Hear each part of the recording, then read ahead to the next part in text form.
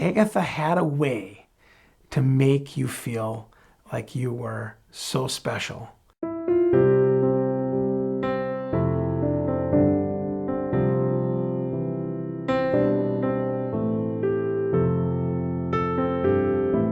Agatha actually lived in my neighborhood as I was growing up in the West Duluth area. I was also a fourth grade student of hers. I knew right away after meeting her for the very first time that she was a very special lady.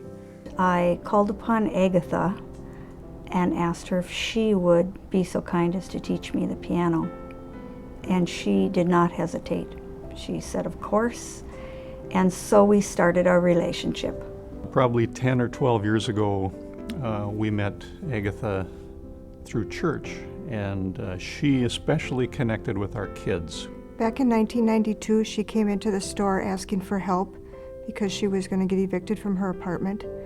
At that time, me and another gal went over to help her out. And as I got to know her and then knew other people that knew her, I could see that she had special relationships with and different types of relationships with different people. She's kind of a legend with people that knew her and people who were her students. She had that way of making each kid feel like they were her favorite student. She was very comfortable with me and trusted me, so I was able, and I wanted to help her out because she was such a sweet lady. She had the patience of a saint. She was a teacher for her entire career. She attended St. Cloud State Teachers College back, I think she graduated in 1930, 32, back right in the middle of the Depression. You know, she wanted people to learn, but she wanted them to learn the proper way and learn the right way. And I think she really inspired a lot of her students in that same way. I can remember in the fourth grade, she taught us little bits of Spanish. Well, I can hardly remember grade school, but I can remember those little bits of Spanish that she taught us. Even when my grandkids would come and share with her, Agatha had a heart for children, and she would carry on a conversation with these kids as they were her students. She went to school through the generosity and hard work of some family members, and she realized what a sacrifice it was for them to send her to school, and she recognized that as a stewardship thing. Steward meaning managing the resources of another. She was a good steward of her money, and she just knew that it really wasn't hers. She knew who it belonged to, and that was really the neat thing about her. She was a steward beyond just giving on Sunday. Frugal with herself, but not in her giving to others.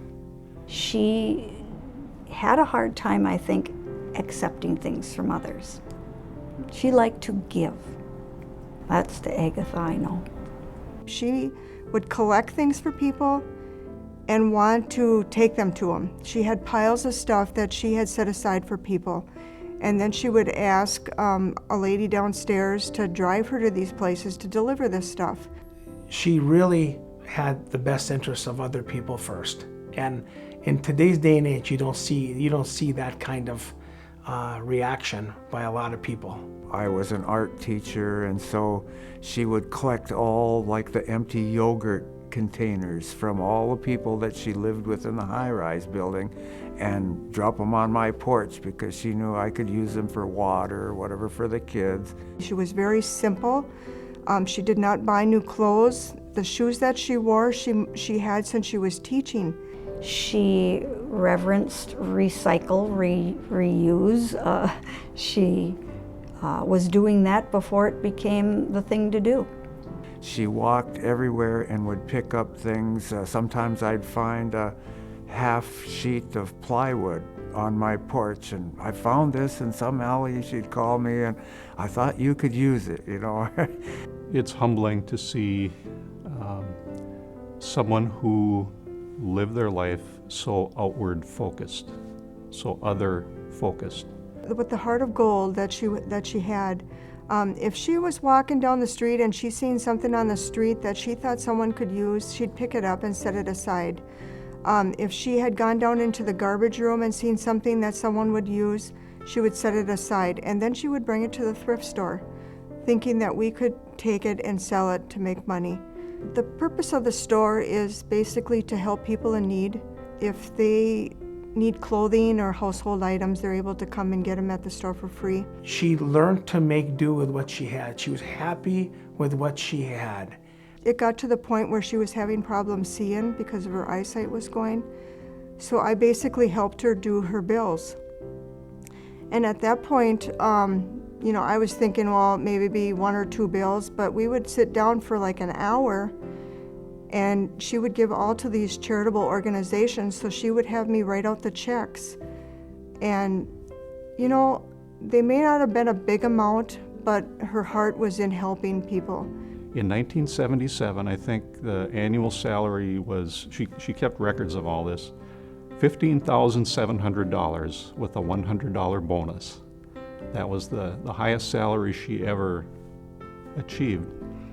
And yet she set up 3 legacy endowments at the St. Cloud State University today, 1 for music and 2 for students of education. And to date, 77 students have benefited from those scholarships that Agatha set up by carefully managing the resources that she was given. And she never said anything about her St. Cloud scholarship funds or anything like that. She never wanted any attention on her at all. Agatha left a legacy gift to the Duluth Salvation Army. The principle will remain intact, and whatever resources, whatever interest is gained from that will go to help poor people in Duluth, help people in need, help with housing, help with food, help with clothing, items at the thrift store.